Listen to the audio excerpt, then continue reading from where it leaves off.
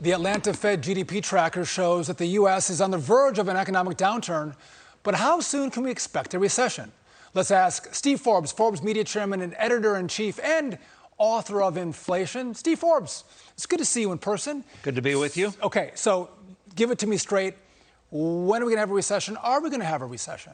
Well, we don't need a recession in the sense that people are already feeling pain now. Right. Budgets are being busted by what's happening both in businesses and in households, by what's happening to energy prices, food prices, and the like. So they can give any what name they want to it. We're in a downturn. We're in a slowdown. And what's so outrageous about it is unnecessary. The Federal Reserve wants the economy to be slowed down, right.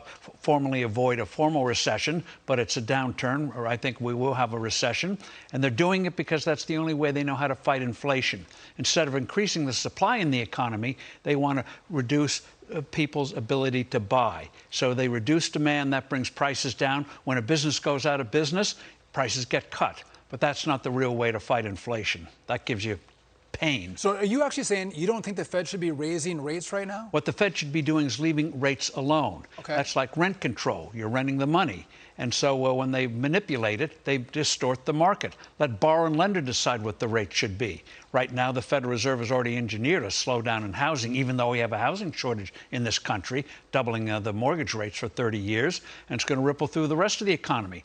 And this is where businesses are going to be going to lenders and the like, because they need to replenish inventories. They're trying to get inventories, and the cost of money is going up, and the cash flows are being strapped. Not a good combination. So when we have we had negative growth in the first quarter of this year. It looks like growth is slowing. In the second quarter, we might actually tip into negative growth, which would mean a recession. We have Bank of America, Deutsche Bank, Wells Fargo, other banks are forecasting a recession. So you would say there's no way to land this plane with the economy already so weak and the Fed committed to raising rates. If you find out that a Fed official is piloting a plane, don't go on it. Because they say they want a soft landing. They're going to give us a crash landing. The idea that these people can guide an economy of 330 million people doing billions of buy and sell decisions each day is preposterous. That's what should ultimately be examined by a Republican administration. What is the business of the Fed? It should be stable dollar.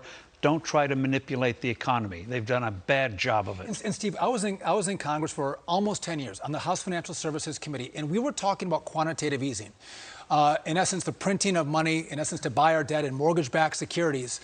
And we said, listen, it may not happen today, but this is going to cause inflation. This is bad monetary policy.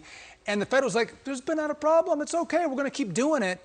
And now we see the consequences of, again, bad Fed policy. Yeah, well, after 2008, banks had to rebuild their balance sheets. And so that's already been done. They're brimming with reserves. There's no need to print money. And what the Fed did last year when they printed up almost $2 trillion, that was totally unnecessary. The economy was beginning to recover. They did it for political reasons, not economic reasons. And now they've used gimmicks to withhold that $2 trillion. But it's like a reservoir where the dam is about to break, and that's what we have to look forward to in a bad way in 2023. And here's what frustrates me is Democrats are like, and there hasn't been enough spending. We need Build Back Better, $5.5 trillion of new spending, $3.5 trillion of new taxes. And I'm like, are these guys insane? Did they not take any economic courses? Or maybe they went to economic school in some radical leftist. Well, they went to the equivalent of a medical school 300 years ago, where they thought that you cured the patient by bleeding the patient. Yeah, let the blood, right. Yeah, that cured the pain because it got rid of the patient.